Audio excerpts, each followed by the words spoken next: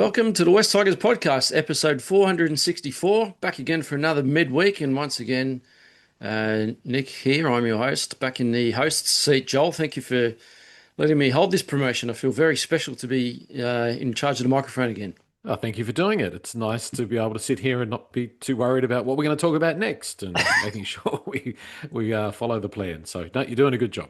Thank you, Joel, and hello to Jordan. Now, Jordan, great to have you on. I feel like you haven't been on since you picked three in a row for us to break that hoodoo, which we did. I feel like you've gone into your shell and maybe you're hiding. I'm not sure if you've realised, but we've lost two in a row. So, how are you, and what's the story? Yeah, no, I'm good, boys. I'm pretty sure I've been on once, at least once. I can't confirm or deny, but I'll track that down. But yeah, the two losses aren't great. But no, just been flat out, just busy with three kids, life, house on the market. It's just a crazy time, but still plenty of time to sit there depressed after a loss. So working through all that.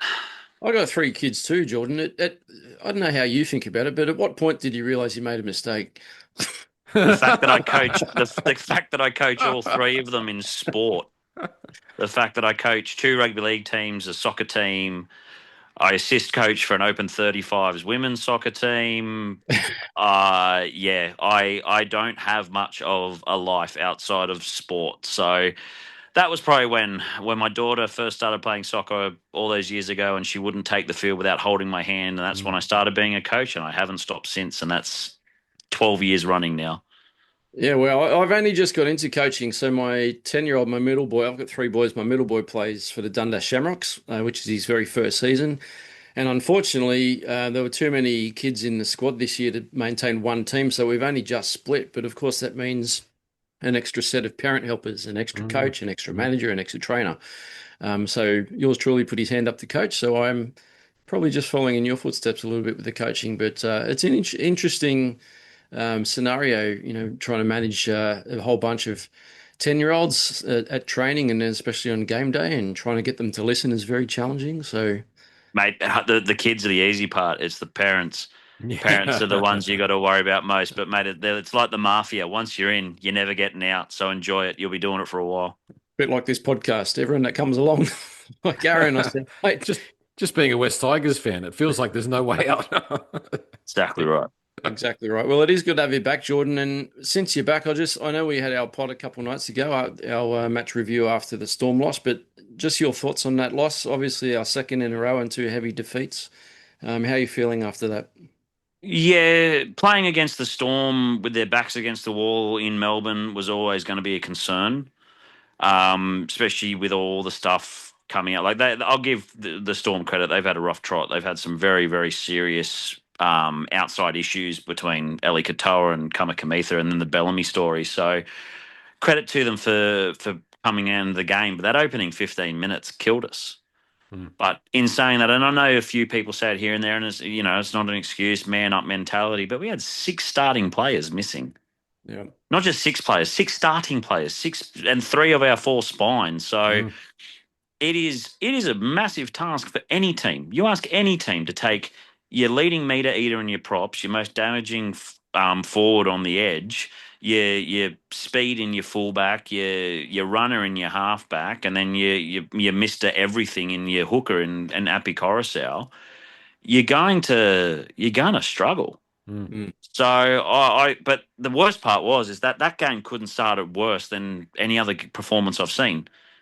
But again, and I hate it, I don't want to be that person, but the refereeing, the officiating in that game was nothing but terrible. I've never been a fan of Adam G, and he just solidified for that me, because that opening 15, he pinned us for everything, but then the moment we got the ball, the ruck rules changed. Yeah. So it was frustrating. I don't mind if you're doing a poor job of refereeing, but be consistent at least with what you are refereeing on that day. Yeah, correct. That's when it gets frustrating. A rule for one and a rule for another. After having calmed down and putting the game a little bit more in the rear view mirror, I guess and what you're saying, Jordan, is that it's not really a reflection on the team. It's more a reflection on the squad, and that is a lot. You could probably make this case for every NRL team Once you start getting past player 21, 22, you're going to find guys that really are just bit players. And unfortunately, we've got too many of them in the team at the moment. 100%. We've got 4 or 5 players in our top 30 squad that will never see first grade. Mm. You've got Will Craig, who is not going to re-sign. That's fine. You got Kit Lalili, who unfortunately not exactly sure what's going on there, but he had a concussion in the preseason and he hasn't played since. You got Solomon Sakuru, who seemed to have bits and pieces that potentially looked like he could get there. Yeah. But he's just never fulfilled that potential. So you're carrying 3 or 4 guys there in the top 30 squad that aren't even that you've got train and trial players jumping over them and taking their spots. So that doesn't help. But in saying that, I think we are building a bit more depth. We definitely need to focus on depth for signings next year. Maybe one decent upgrade player, but I would be focusing more on depth signings, building that squad of fringe players who have the skill, who aren't quite cracking it, who can actually do that next man up mentality. So it's hard when you're carrying, I hate to call people this, but you're carrying dead weight in a squad. You can't afford that. It makes you realise, sorry, Nick, just how much dead weight we've had, over the last few years, where this is sort of, we've cleaned out a fair bit and we've still got a little bit. That's a terribly disrespectful, horrible thing to say, but we're talking about professional athletes and there's a few guys there that probably just aren't at that level. Yeah, I think you're both spot on. I think it's fairly clear to see that, I've mentioned scar tissue the other night on the pod, but when you start to scratch the surface in terms of our top players when we do get injuries or suspensions, especially in key positions, and you start looking at who can fill those spots, so it is starting to get a little bit frail. I know we were a bit unlucky as well with Terrell being pulled out the last minute on the weekend against Melbourne, but even with Bunty, I was pumped to watch Bunty because I haven't seen him in Cup. I've just, I obviously know about the legend of Bunty Afoa, backfence Bunty and all that, so I was really excited to watch him. And actually, Jordan, your thoughts on Bunty, right? Because I know we got absolutely steamrolled the first 10, 15, 20 minutes against the Storm. And yeah, a lot of that was to do with the momentum and refereeing decisions and maybe some poor defence. But do you think Bunty was a part of that? And I know I have listened to a few other pods with people picking Bunty apart. Like, what was your take on Bunty on the weekend? I think it's more to do with this 6-man bench thing, which is the kind of issue that we're going to see going forward. You've got, and the same for Tristan Hope. I'm not his biggest fan. I don't think he's a first grade player by any stretch of the means, but the guy had played 40 minutes in a month. Yeah. So, and the same with Bunty. They kept being in and around that squad, and then they kept pulling late from New South Wales Cup, or they've got no consistency and they've got no match fitness. Bunty went from making his debut on the bench to having to go to the starting squad, and then we end up having the worst 15 minutes in the last few years. So I think conditions and sort of kind of game management, I think that falls more on the coaching staff than actually the players themselves. So I do feel the jury's out sort of on Bunty. Hope for me, I don't want to see him anywhere near first grade. The guy's he's too slow. He's too slow off the ground. He doesn't pass off the ground, and he takes away so much time from our forwards, and we just go nowhere with him in hooker.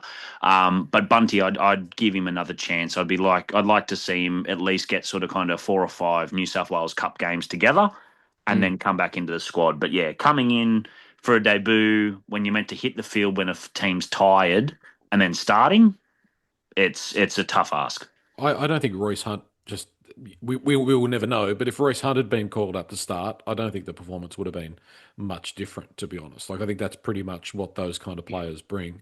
Agreed. We also have a bit of a different sample size with Bunty, who always played out of his skin against us, so our expectations of him are a little bit raised in that regard. Maybe there's a reason why he hasn't been in the first grade team so far this year. Just one quick question. We haven't sort of spoken about it, and it's probably moot because Latu's starting at hooker this week, and then it's the bye, and then Appy is back.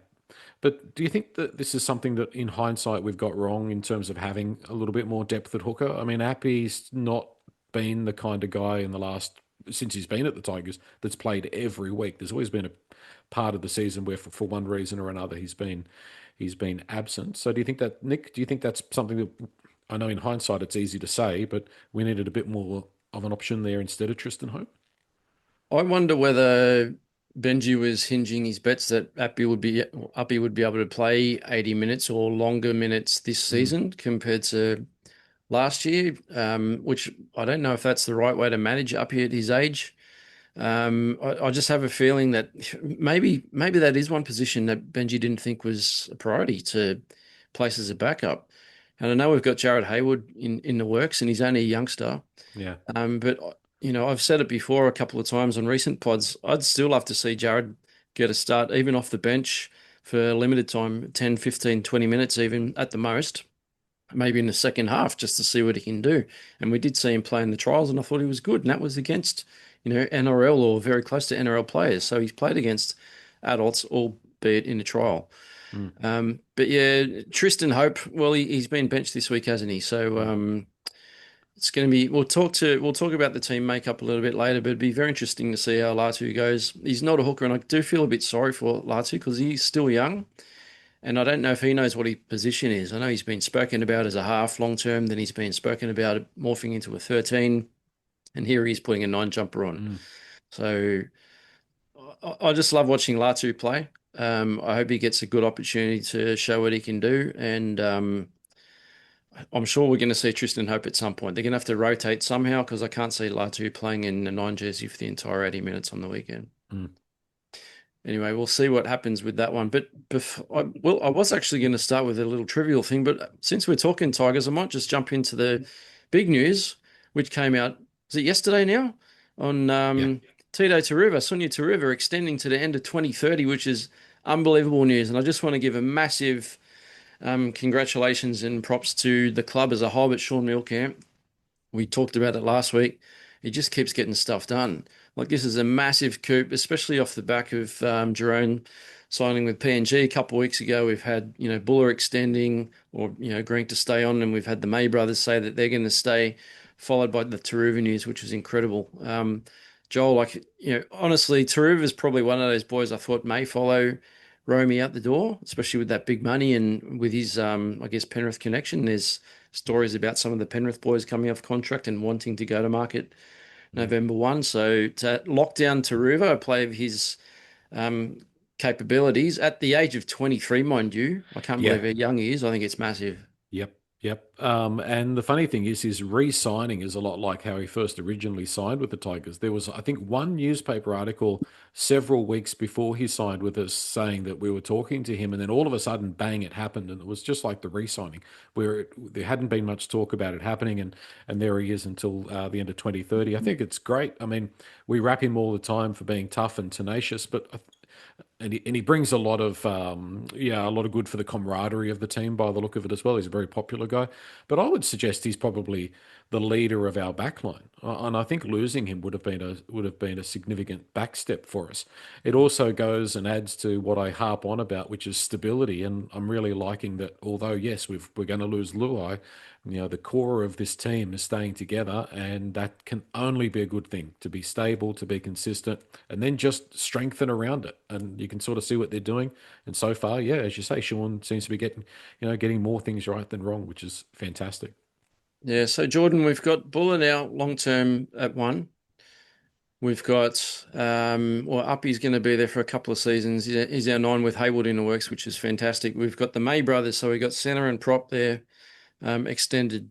We've got Turuva now out in the wing till 2030, which I think coincides with Benji's contract ending as well. So this is really nice that they're looks like they're very aligned to Benji and they want to stick out the course, which is great. Firstly, your thoughts on Turuva extending and what that means for the club, and also who's next? Because I know that we've got the Fainu brothers, not Sione. We've got Latu and Samuela that we would like to extend, at least out to meet Sione's contract end date, which I think is 2029, if I'm correct, end of 29.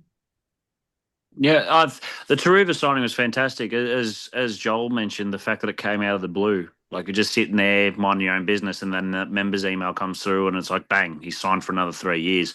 It's fantastic. I've got a reference for a player like Turuva. They're the boombox man. Every team needs one, that kind of person who brings the energy, brings the music, brings the that camaraderie, as you said, brings those teams together. They're the glue of a kind of squad that you want to build around.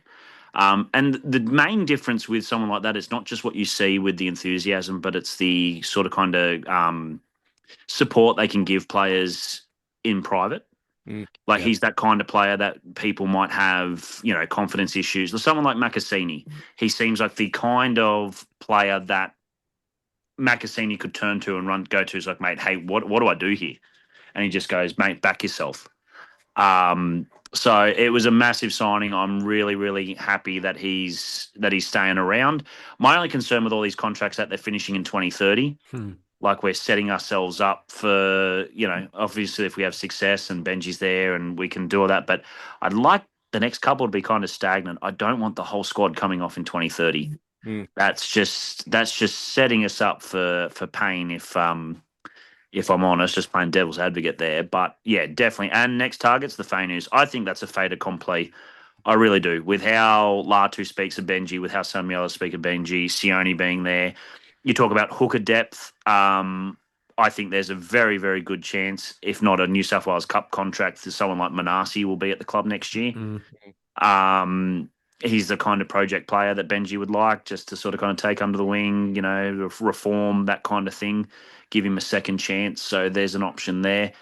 But yeah, I think the Fainus are fait accompli. And then once those two are re-signed, to be perfectly honest, I'm happy if anyone else who's off contract is gone.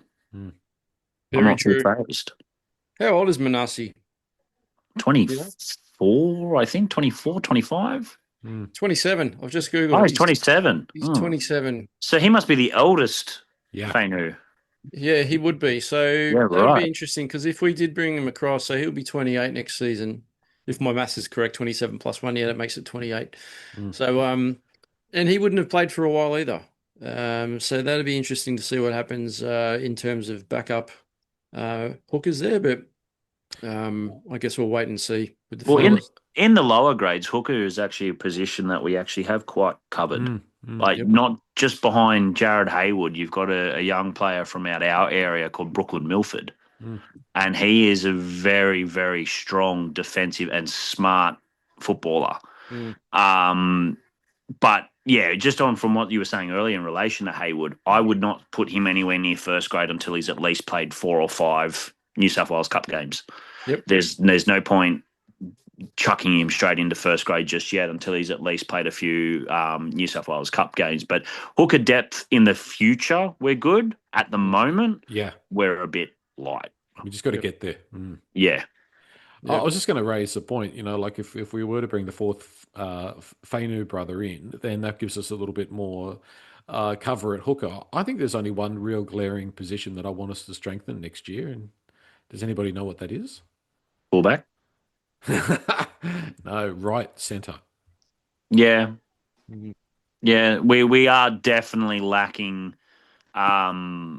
depth in the outside backs. And I think Nick made a point of it in relation to this week, our height difference in our wingers against Manly's wingers. Like, that genuinely, I know we'll get into that later, but that genuinely concerns me. You'd think that Macassini is going to long-term get back in and claim that wing spot. I mean, that seems to be, it doesn't appear to be Skelton. Leilili's leaving. Just surely Macassini's going to be back in first grade and back on the wing, you would think. I don't see him being selected at right centre, and they're both left centres. So I think a right centre that's on my Christmas wish list. Yeah, I don't know what the go is with Skelton. He seems to definitely, and there's a lot of chatter going around that Parramatta are trying to pick him up before June 30. So who are we trying to pick up? That there's maybe a log jam. Yeah. Yeah, not wrong. Mitchell Moses. No, it doesn't necessarily be from Parramatta. But anyway. I'll become a Bears fan before that happens. Yeah, imagine Mitchell Moses. Persona non grata. Yeah, maybe we can get a deal with Mitchell Moses and a box of tissues. But anyway, that's probably not going to happen. Just while we're still talking about the Fainu brothers, I just want to quickly mention and maybe ask you, Joel, the impact of Samuela being on the sideline until round 22 is massive. I was having a chat with one of the guys that actually listens to our pod during the week about Samuela, and I honestly think he's close to the most important forward that we have in our pack. I know Terrell is extremely important in the middle and he just eats up meters every single game, plays a lot of minutes. But the way Samuela is developing, he's extremely strong in defense. And as an attacking weapon, we're really, really missing him at the moment. When you look back at the history of the West Tigers, we've had some very good back rowers, second rowers, but we've for so long looked at other teams like Souths and Manly at different times, and we've thought, geez, I'd really love to have that guy playing in the back row for us. And now we've got one. We've got a guy that's as good as any of those. Unfortunately, not available this week. But yeah, and only just over that hump of 50 games, so he'll only get better. He provides an attacking threat. He runs a good line. He's up there when the bombs go up, and he's a fantastic player. A lot of his work actually goes unnoticed. But yeah, we're missing him big time. And his ability to offload, we've seen him do some incredible offloads. Jordan, you look like you want to. No, I was just going to. He's what you refer to as a presence player. Mm. He's that one that players in defence look for because you're worried you're going to get hit by him. Mm. And in attack, you're worried about him whether he has the ball or not. And that's the kind of thing that Luai was relying on. Like a lot of the breaks and the line breaks he was doing was set up because we would go the first 2 or 3 times down his side and we wouldn't give it to him. And it would make the defence lax because they're like, okay, they're using him as a dummy runner. Then you just have to pull the trigger. And next, he's breaking through. But not just that, his kick chase. His kick chase was huge. The amount of times that he would be the first person down there, and I think 99 times out of 100 he would make the tackle, but his kick chase and presence for returns was a huge factor, and that's something that we're missing because we were containing teams to their end, and at the moment, I know the last 2 weeks, and it's different with everyone we're missing, but we're not doing the same. We are not containing teams to their half like we were a couple of weeks ago. Correct. Yeah, that's where I feel it's a massive step down when you lose someone like Samuela, like Kai Pearce-Paul when we lost him a couple of weeks ago. You take him out of that starting team, it's very, very difficult to not just find someone that can do a job, but get anywhere close to that sort of standard. What I like about Samuela too, and what we've lost, is I think he complements Kai Pearce-Paul. The two of them on either side of the field not just balance each other out in height, but also ability and what they bring on either side of the ruck as well. Like they're both so strong in defence and equally as good in attack. So it's a massive out. But anyway, we won't have Samuela for quite a while now. So we'll just have to make do. I just want to. Sorry, Joel, did you have anything else? I was going to say, there was some shades of the Luai and Kikau combinations sort of really building between Luai and Samuela that they can't go on that shouldn't go unnoticed. Like they were working well together. But 100%, and it's just a shame that we don't get to watch that for a while. Now, Jordan, I'm glad you're here because I just want to mention, and I don't mention it because I don't watch many other games apart from NRL West Tigers games, to be honest, because like you, I've got 3 kids and life is very busy, but West Tigers pathways. So I did have a quick look at one of the news stories on the website during the week, and I didn't even realise that our Flegg team beat the Storm 28-20 on the weekend, and our Cup side beat the Storm 38-22. So 2 huge wins for our lower or junior grades or lower grades, which is fantastic. Maybe I'll cling on to whichever side is winning on the weekend just to make me feel a little bit happier. But your take on who we've got coming up, and there's a few names that I just want to throw out there because they're names that I have heard of, don't know a great deal about, but I'm very keen to know about their progress. The first one, Logan Brookes, fullback. Another Brookes in the West Tigers club. I know Joel's mentioned it's another too L soon to be Brookes. talking about another Brookes, but there's an E in there, so it's not quite Brooksy. But what's your thoughts on Logan? He's how to describe it. He's a very exciting fullback. He's got a lot of football knowledge for his age, for someone as young as him. He's got that explosive speed. He's very much a eyes-up footballer. I haven't seen a great deal of him, but what I have seen and some of the highlights I've seen of him, a lot of people seem to think that he has what it takes to be an NRL fullback. He's obviously a little bit while away, but he's making that step up at the moment, and probably between him and Attard in the future, obviously now that we've got Buller locked up as well, it's going to be interesting to see how we manage to retain a lot of these kids.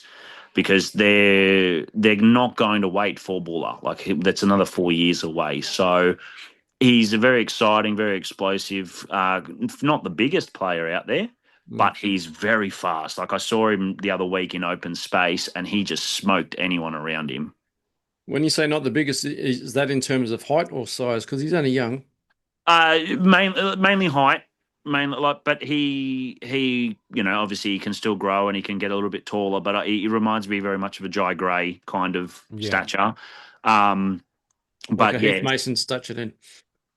not that small. But yeah, he definitely has what it looks at the moment, and he's holding himself against a much older players at the moment too. Can he play any other position other than fullback? 5'8". He's played 5'8" a little bit in the juniors as well. But he's really come into his own in the one.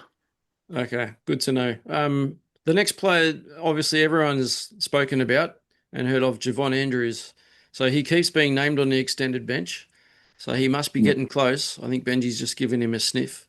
A very big, big, big half. He's a big boy, and he's still got some development to do. Reminds me size-wise very much of a young Terry Campese. Yep. Junior Queensland representative player, smart, very light on his feet, very good with his hands. But the thing I love most about him is his eyes. He will trick you with his eyes. He likes to play out the back. You think he's playing short, but the next thing you know, he'll make you look stupid. He's got a very deceptive set of hands, very soft set of hands. Still a long way to go. I was very surprised to see him on the extended bench. But as the old saying goes, if you're good enough, you're old enough. So I will be interested to see if he does crack first grade. If obviously Dewey being out with a bit. If Benji feels the halves aren't doing a job and he wants to throw him in there, I wouldn't say no. He's got the size to handle himself, and he's a good defender. He's actually a pretty decent defender for a half. He does get caught out sometimes if he's got to turn his feet, but one-on-one, he'll cut you in half. So apart from a few highlights, Joel, I've only seen Javon in the trial I think it was at Leichhardt, where he didn't look out of depth at all. I thought like Jordan saying, he looked like a real natural footballer with a lot of natural skills. He had a really good ability to show and go. He had a really nice pass. Like Jordan saying, he's got that deceptiveness where he can look one way and he knows who's around him. An article actually read, it may have been on our website, West Tigers website during the week, about Javon Andrews in a recent performance. 2 words to sum him up: classy and brilliant. So anytime those words are mentioned about any player, they've got to be a good footballer. And surely it has to be a factor in letting Luai go. I mean, if you think about Luai for another 18 months and you give Javon Andrews maybe a bit of a taste at some point this year, maybe he plays a larger role next year and we transition across. It seems to be that's what the plan is. I like a big, strong 5'8" that's creative and deceptive and can tackle, and it all sounds really, really promising. And as I might have said, a real left side player as well, just like Luai. I don't know how he'll go with Dewey. I mean, that would be an interesting combination. Certainly unorthodox halves pairing those two would be, but we'll have to wait and see how that develops. But it's exciting when you look at this list of players and you look at the guys that are not, they used to be a fair way off and they're getting a little bit closer all the time. If we can continue to bring from within, it changes so much. It does, yeah. He's definitely a name that I'm looking forward to watching coming up through the ranks.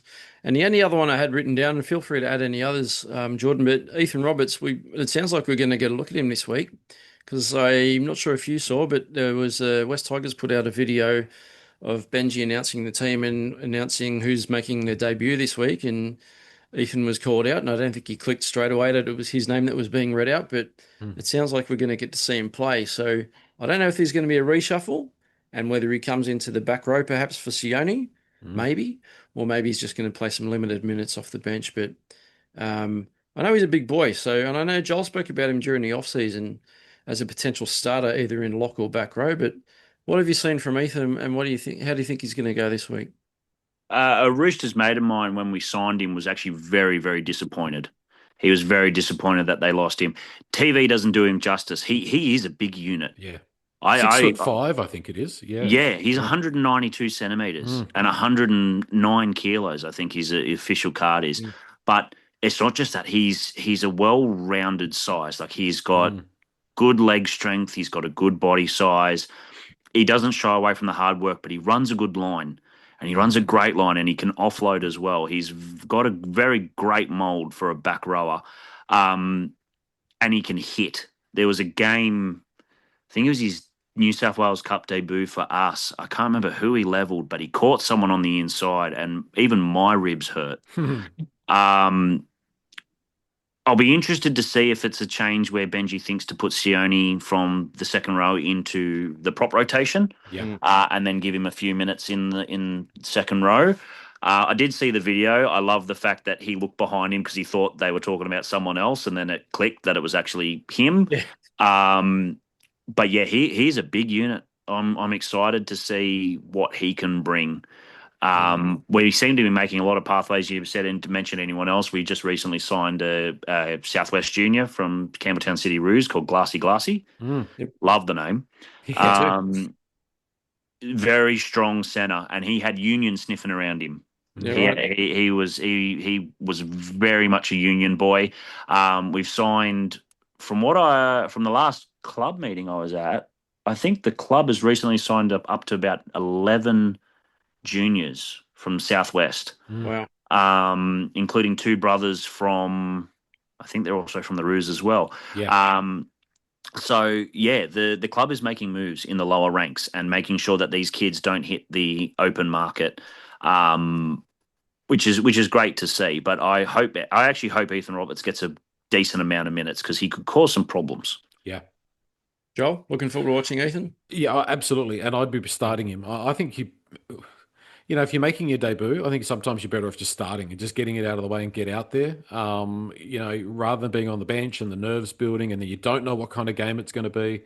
And I think we've been better, albeit not against Cronulla, but previously with Sione coming off the bench and into that proper rotation. You might find that could be a late change. Yeah. He might throw him straight in and Sione goes back to the bench. Yeah. I wouldn't mind that. If it happened, I wouldn't mind it. Correct. Any other players, Jordan, that's worth mentioning from the lowers? I think it's Taiafuya is Xavier from the Jersey Flegg, the centre. He's strong. He's a big, strong kid. He reminds me of a very young Israel Folau. But the Jersey Flegg's doing well. I think they're sitting either equal second or first at the moment, or equal first. So it's great to see a lot of the junior ranks going through. Obviously, we had the Andrew Johns Cup win it as well. The Laurie Daly Cup went through and won it as well. And 90% of them were all Southwest Sydney kids. So it's great to see that the Southwest is producing all this talent that they've finally started to mine into. Yeah, no, I agree with that. 100%. Before we move on to the next topic, and Jordan, you mentioned before just about the video the club put out and the way Ethan Roberts turned around because he heard the name Robbo and he was a bit confused who he was talking about. The other video, and I'm circling back on Turuva's extension, it was so funny when Benji called him up as if he had something to say, and sort of the boys mumbled a bit and there was a bit of a hush and everyone looked a bit worried. But Turuva, unlike the Mays, cannot keep his straight face. He had that sort of smile smirking out from underneath his cheeks, and he was very quick to say, I've signed until 2030. Turn around, and that twerk that he did was hilarious. I was laughing so hard. Maybe Ethan thought that James Roberts was going to be playing right this week. Very possibly. Joel, can you twerk? No. Jordan, you a twerker? That's not my kind of thing. I'll end up throwing my back out if I try. I had a quick go in the mirror last night. Not very good, so I won't be doing that on YouTube. Is that what you said or your wife said? There's a visual I'm never going to get in my head. I'll send you a video later. But moving off twerking. As long as you're not doing it outside of Silverwater Prison. No. The wall's pretty high, so you'd have to be up. One of the guards could probably see me up in the tower, but the inmates, I don't think they'd be able to see me. But no, I won't do that as I go past. All I can think of just then was Longest Yard and the male prisoners dressed as female. Anyway, off a tangent. While we're on a good thing, let's go into some buy, sell, hold. So I've got a few here and a few that we've already kind of covered, but while it's relevant, why not continue? So the first one, boys, I'll go to you, Joel. Samuela Fainu is more important to our side's balance than Terrell May. So when you take in everything into account about what the both of them bring, and it's both different, Mm. but now that we're without Samuela for quite a long time, and we're now sort of a bit short in terms of what he brings in attack and defence. We also saw what we missed out with Terrell in the middle on the weekend, but is that a buy, sell, or a hold for you, Sam or Terrell? I'm going to buy it. Yeah. Like no disrespect for from about in regards to Terrell. I'm really glad at what he's brought to the club, and he's great to have. But if I had to make the choice, Sam Weller's got just that little bit more class. Obviously, different players, different roles. I would not want to lose Sam Weller at this point. Jordan, what about you, mate? Because when I think about it, I actually would probably buy it as well that Sam Fainu is more important to our size balance. However, we saw how easily we were carved up the middle without Terrell on the weekend against the Storm. So it's an interesting question to pose. No, it's not for me. I'd buy that every day of the week and Mm. twice on Sunday. Terrell's a numbers man. Terrell's a Paul Gallen. He is the one who punches out large numbers, gets through a lot of work, doesn't discredit what he does. Is he going to change a game with a run? No. Mm. Is he going to change a game with line speed or chasing down a kicker or whatever? No. Samuela, 100%. Very different dynamic, very different thing. Terrell doesn't get a lot of accolades for everything that he does do, Mm. but at the same time, he is a numbers prop. He pushes out big minutes, big numbers, big work rate, but does it have the same impact as Samuela? No, it doesn't. If you were to rank the current West Tigers squad in terms of just overall ability, overall class, overall ability, from 1 to 30, I think Sam Weller would be in the top three. And Easily. yeah, and Terrell would be probably around your 5, 6, 7 sort of mark. Yeah, Samuel definitely in the top three. Yeah, I'm probably got Terrell maybe just a little bit lower, but Mm. again, it's not to discredit what he does. No, He no, does not at he all. does a lot of Yeah, work. different roles. Yeah. Yeah, different roles, massively different roles. But it makes a very interesting talking or discussion point there. So some good input there, boys. Now the second one, a little bit relevant to the news today about Ivan Cleary announcing that he's not going to extend at Penrith beyond the end of next year. So the question is, buy, sell, or hold? West Tigers should make an offer to get Nathan Cleary to the club for 2028. Wow. Joel. Hmm. I'm going to sell that. I don't want any Cleary anywhere near West Tigers ever again. Thank you very much.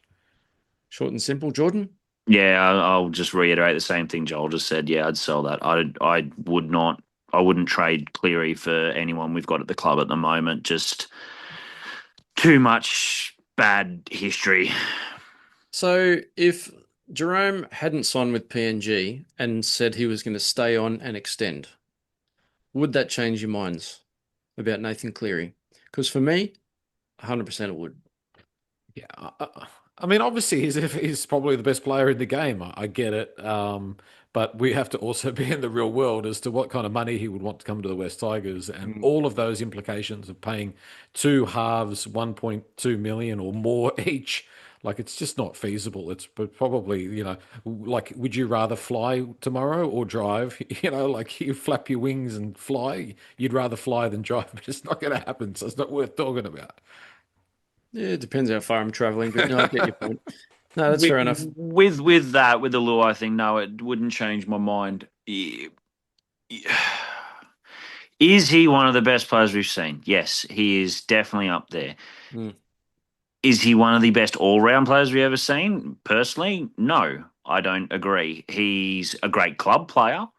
Whether you get the same out of him if you put him in another club, I'm not 100% sure. We'll never know. Mm. But look at him in Origin. Mm. Look at him, you look at players like Lockyer, Johns, Fittler, whatever jersey they put on, they were the same player. Nathan is not. He is a system player who is amazing at what he does. That Brisbane grand final, when he scored that try and picked them apart, that is still one of the best performances I've ever seen from a rugby league player ever. But I do not believe it is the same if you put him outside of the Penrith system. And he's proven that on the international stage and also on the Origin stage, where those great, great players can do it wherever they go. Yeah, he had his chance to join our great club and he fluffed it. did. So exactly. Yeah, he did. While we're on the Clearys, and I don't want to dig too deep, but Ivan Cleary, when he left the Tigers, I remember he was asked in a press conference why he was going back to the Panthers, and in very Ivan Cleary fashion, he kept it very short. He looked in the camera and he said, "Unfinished business." Yeah. I wonder if he's got unfinished business at the Tigers. Maybe he can come back and be a cleaner. Maybe we need to sign someone up like Ivan to clean the bus driver. At Concord. He could drive the bus. He can be the bus driver. He could be the bus driver. Yeah, I agree with that one. All right, let's move on to the third one. Bicycle hold Jared Haywood, and we've spoken about him, will debut in the NRL this year. Which I wonder if it might be dependent on what happens with Appy the back half of the year. 100%. Yeah, I think. Sorry, go Joe. Yeah, I was just going to say, if Benji sustains a long-term injury or does another hip drop tackle, then the chances of him making a debut, I think, are very, very good. If Benji comes back and he consistently plays big minutes, then I don't see what the rush is. Jordan? Yeah, I'm holding on that one. Yeah, obviously circumstantial, but as I mentioned earlier, I would not be playing him in first grade until he has at least played 4 or 5 cup games. Yep. There is no need to rush him. He does have talent, but I just don't think he is physically up to the weekly grind. Yep. Can I agree with that? Did you see that stat of the amount of points that West Tigers have conceded in the 2 games and the 10 minutes without our inspirational number 9? It's pretty scary. Just very scary. It's not to say that that would be totally different if Appy was available, but yeah, it's amazing what he brings to the team.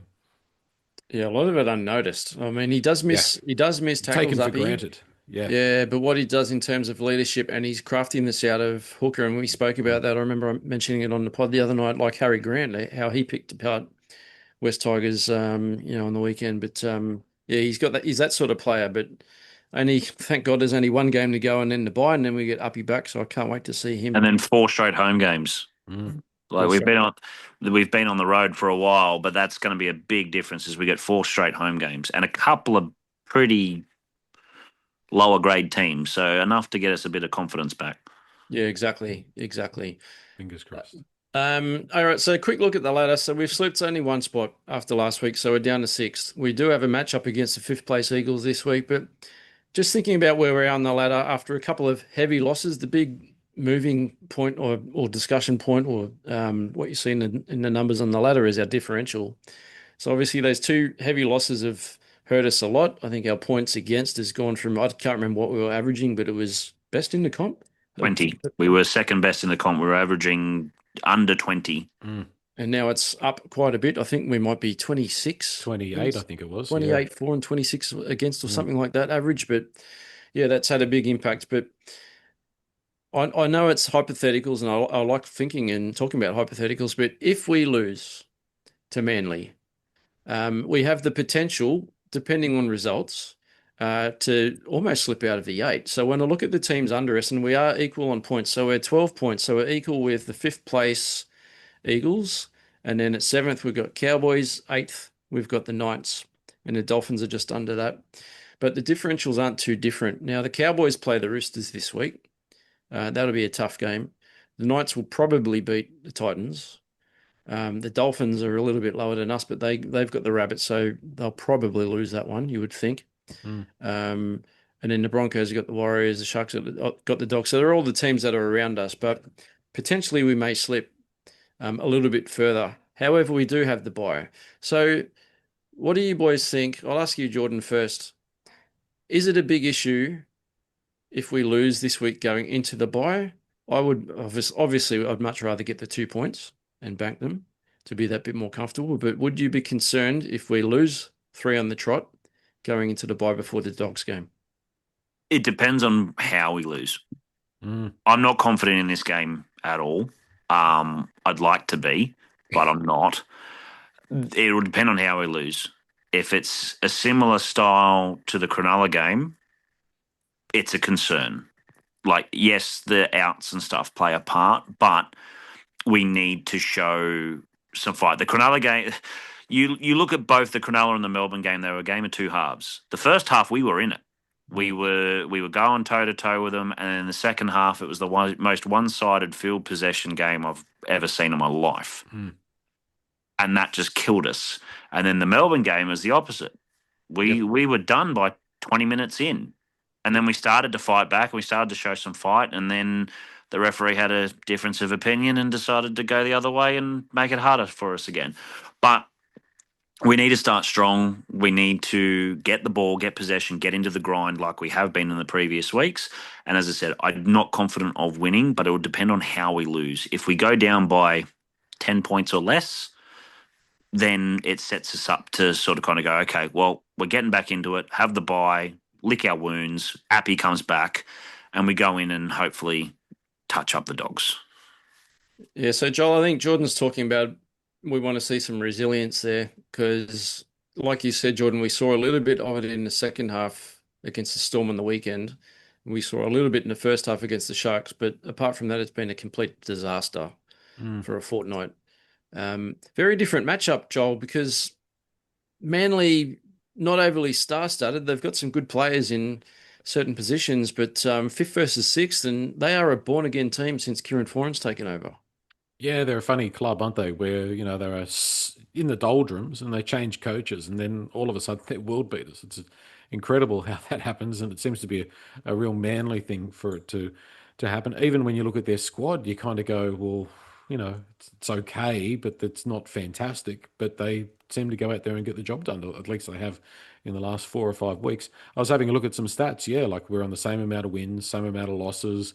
They're a little bit better for, a little bit better against those, that Cronulla game, probably the only thing that is the difference between the two teams. And probably two teams that you'd think, even at the beginning of the season, might not be too far away from each other on the ladder at the end of the season. I don't know how that's going to intersect and where we're going and where they're going, but I think it's a really, really important game. I think if we can bank 2 points here, even if it's by 1 point, just get a result out of this game and then go into the bye and get Appy back. And as Jordan was saying, then have those home games and maybe potentially, there's no easy games in the NRL, but slightly easier games. I think it's totally, totally important that we account for ourselves. And the only issue I've got is I don't know where we're going to have to score 26, 28 points to win this game, and I just don't know where we're going to get those points from. That's the only thing is when I look at the team, and it's a shame to say that because we've still got some decent attacking players in that side, but I'm just worried about our four. I'm just worried about our attack, which, aside from Taylor May and Luke Lelili, to his credit last week, we weren't throwing a lot at the Storm, and I just worry about our offense. Yeah, for me, you could see that in the back half or the second half against the Storm. Like, I thought we had a lot of ball and a lot of opportunity, but I don't think we had a lot of options in terms of what we were going to do when we got towards the red zone. Well, you take Appy out and you take Buller out and you take Samuela out, there's 3 main attacking threats that 100%. were totally absent, totally and obviously missing. Yeah. Yeah, and that's going to happen when you put half of your team, fill half your team with cup players, but not to mention Dewey. Not to mention Dewey, of course. Yes, of course. Not to mention Dewey, who's been amazing this year. So, yeah, big change in the way we've been playing. But, yeah, Manly have won 5 of the last 6 since Kieran Foran's taken over, which is incredible. Doesn't make any sense. Actually, a good thing for West Tigers this week is the future immortal Brandon Wakeham is out. So I heard he actually got a week suspension. I'm not sure what he did, but he's out. He didn't want to play against his dad. Didn't want to play against his dad. Yeah, bit afraid to see Papa Benji on the weekend, so he won't be there. But that's a big one. He looks more like Benji Marshall than Jeremy Marshall King looks like Benji. How is that possible? There needs to be some DNA testing done, let's Joel. get the DNA testing done. Yeah, it must be those Kiwi genes, maybe. But speaking of ins and outs, so obviously we touched on Ethan Roberts is in. Javon Andrews named on the extended bench, and Terrell's back after his partner had a baby during the week. I assume the baby's been born. I know he flew back for the birth, so congratulations, Terrell. I'm sure you're listening as always. Technically, it would be their baby, not her baby. It would be their baby. Yes. Well, I assume maybe another DNA test required there. But big in for, or an interesting in for Manly. Said Jamal Fogarty's back into the team. So, Of course. yeah, he's going to come back into the side. Yeah, they get their best player back before playing West Tigers. It's always Yeah, that's usually how it rolls.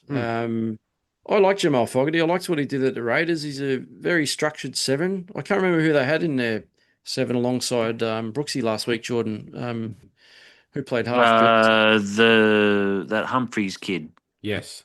Who did all right. He looks a I good thought player. he was pretty good.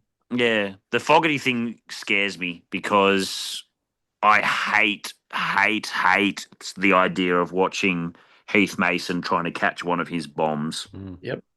It is giving me aneurysms because it is the better fullbacks in the game struggle, let alone someone who's already 2 feet off the ground. Yep.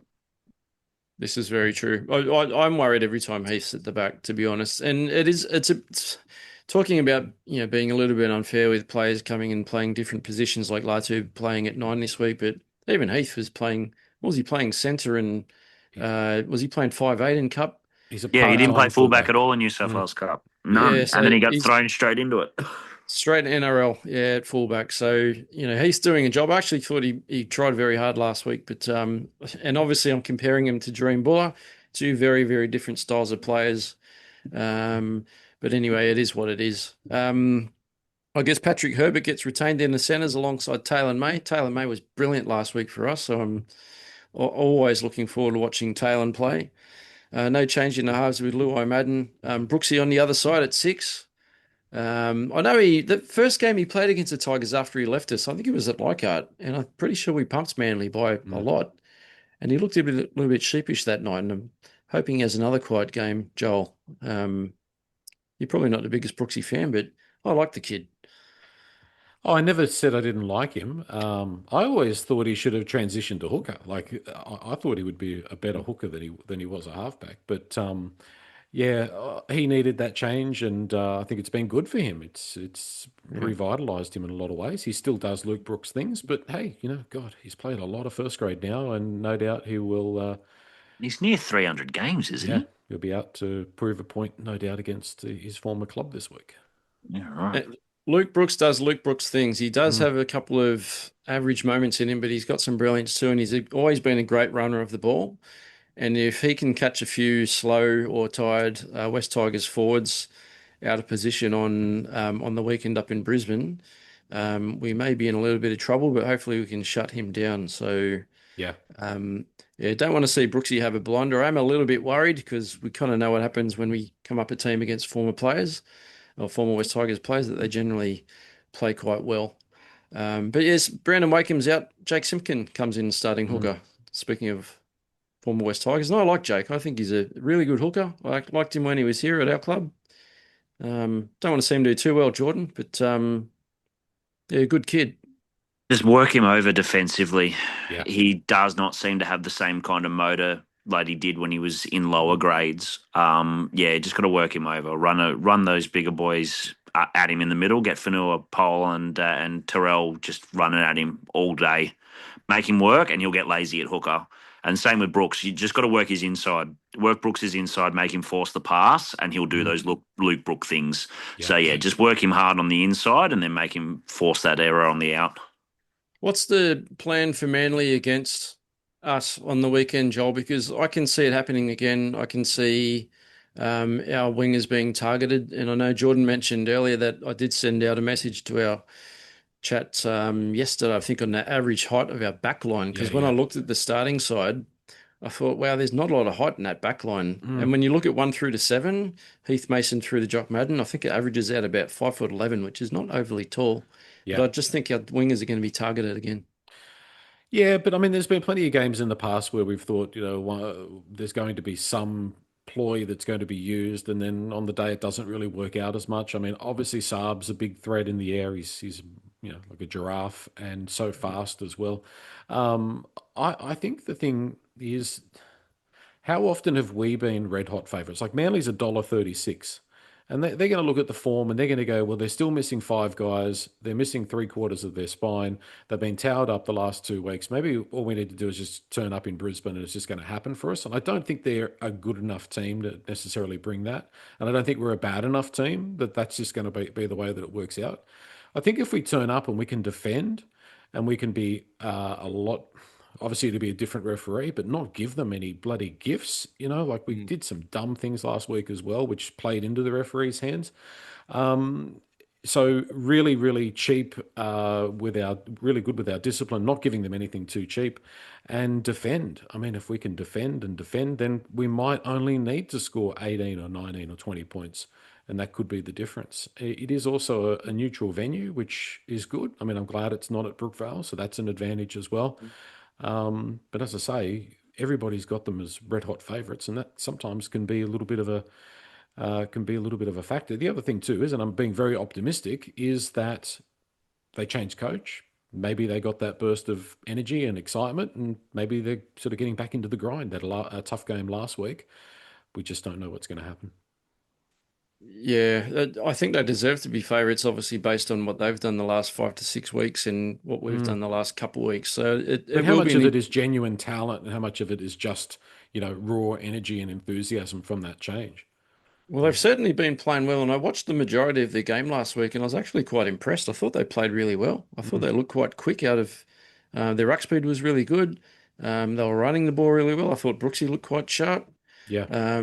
Like I said a couple of nights ago, I thought Brandon Wakeham actually looks like a very, very good footballer. He's showing a lot of good natural instinct. So I guess when things are going your way, everyone kind of steps up a little bit and looks that little bit better. But hopefully they're a bit off this week. But I guess we'll wait and see. Well, just on that, just very quickly, momentum. Get some momentum and keep some momentum. For me, we need to get in the grind and we need to be in the grind for 80 minutes. And like Jordan said, we can't afford to give Manly the heads up, like we did against the Storm last week and like we let Cronulla run all over us the week before. So I hope we can get in a battle. If we can get in an 80-minute battle, then I'll give us a chance. But I am a very emotional person, as we spoke about the other night, Joel, so I'm probably not going to tip us this week. I'm hoping I'm going to be the mock, and that will prove me wrong, but we'll get to predictions in a second. But Jordan, there's a couple of forwards that I'm looking at on the team sheet for Melbourne. Taniela Paseka and Big Olakwadu.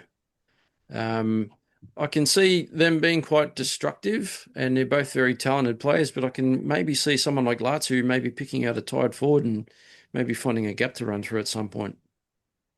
Yeah, definitely. That's where the start needs to be important. Yeah, we need to wear them down. Olukwatu's a threat. Actually, out of all of Manly, apart from Fogarty's kicking game, the player that concerns me the most, funnily enough, is Ruben Garrick. Yeah, he always seems to have a hell of a game against us, but he's going to be on that edge. He's going to be on Madden's side. With KPP back, it makes a little bit of a difference. But I'm concerned about the game on our edges. It's going to be in that 3/4 to the wing where Manly will target. I think we can match them in the forwards at the moment, but that's where the start is important. We have to start. We don't necessarily need to score early. We just got to stop them from scoring. Yeah. And then you're right. Someone like Latu can probably pick out a few of those tired forwards and cause a bit of a problem.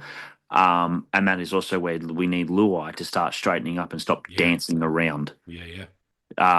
He's starting to, I've always liked him as a player, but he's starting to frustrate the hell out of me when he is just, any good defensive team can pick that off. You stand still and just watch and let him decide where he's going, and then you pick him off. He's got to start straightening up. Correct. Especially when the team's not going forward. It's even more highlighted. You can spot it a million miles away when we're pedestrian, and then he gets it and he's just going around in circles. KPP, he was really, really quiet against the Storm. I'm expecting him to bounce back. Yeah, I'm hoping a lot of them bounce back. I'm actually talking about that direct style of football.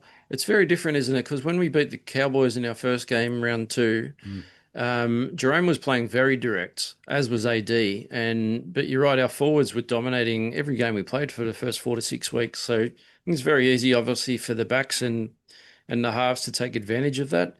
And when you've got teams on the back foot, like teams have had us the last couple of weeks, it's very easy to play straight and just run straight through the middle of us. So, yeah, we definitely need to match up this week and cut down on those missed tackles and plug those holes and not let Manly get off to a cheap start. So hopefully we can do that this week. Well, just one more player I just want to mention on the Manly side, and I'm actually enjoying watching him play. Last week he stood out for me was Nathan Brown, another former West Tiger. But when he came on off the bench, he's still charging at the line. Like we talk about backfence Bunty, but Nathan Brown was still charging defensive line with his eyes wide open like he's a raging bull.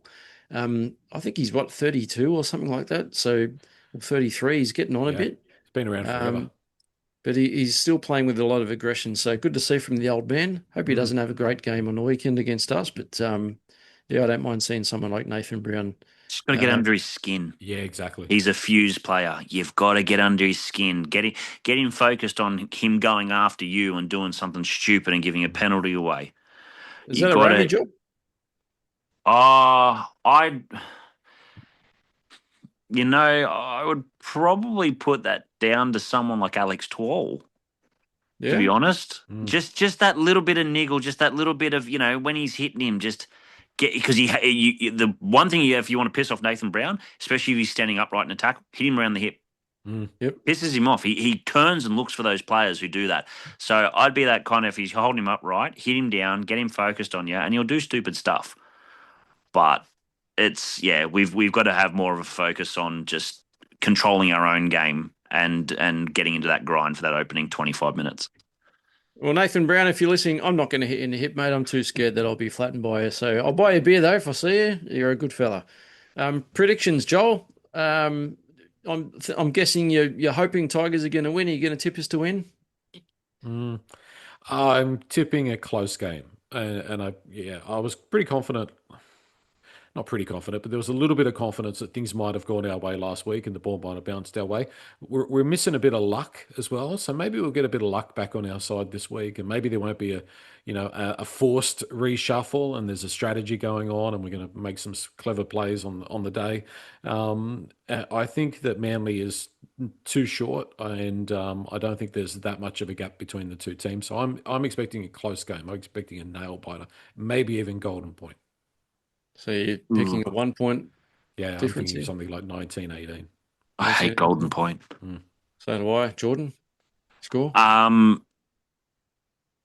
will tip us. I've never in my life tipped against the Tigers. I always tip us. But I'm not predicting us to win this game. As I said, it depends on how we lose. I think we will show some fight. I just hope we don't allow a period. It's not the whole game we've got to worry about it. Yeah. There's a period. There's that 10, 15-minute period. I think it will be close. I think there will be a few points scored, especially if it's a dry track at Suncorp. I'm going to predict something around the likes of 30-24. 30-24. Okay, so a couple of days, actually, after the loss to Melbourne, when I put the YouTube short out, I said we're probably going to lose by 20-30. So I can't back down. I am very easily swayed. So listening to you boys, you're giving me a little bit of hope that we might be in the fight a bit longer. But I need to stick true to what I said in my emotional state on Sunday afternoon. I'll pick a 20-point loss. I still think we're going to struggle to score points because apart from Taylor May, I don't see a hell of a lot of attacking points from our side. But I'm going to go. I think Brooksy might score 3 tries this week. Oh, jeez! I think it might be something like 32-12. Wow, we're going to lose. We're going to lose. You must be fun at parties, Nick. Yeah, I'm going to cry my way into the bye. The only good thing is we've got the bye after the Manly game. Does that mean we get a week off, Joel? Yeah, I think we all need it. Yeah, you especially. I hope you boys are right. I hope we put up a really good fight, and obviously I hope we win. So let's see what happens. Come on, Tigers, fire up, because I think we all need just a little bit of a lift after the last 2 weeks. I know I've been very deflated, as we all have. Well, remember, it is the roller coaster, so, maybe we're getting ready for no, not a fall, but at least the high part. we're getting ready for another peak, hopefully. That's and it. I was just going to say, I'd love to put the West Tigers flags back on the back of my e-bike because I took them down after we lost to Cronulla and they haven't been back on the bike since. So haven't been flying the flags, which is a bit of a Put them shame. back on tomorrow. You can't leave the club. You can't ditch them just because we've had a couple of heavy losses.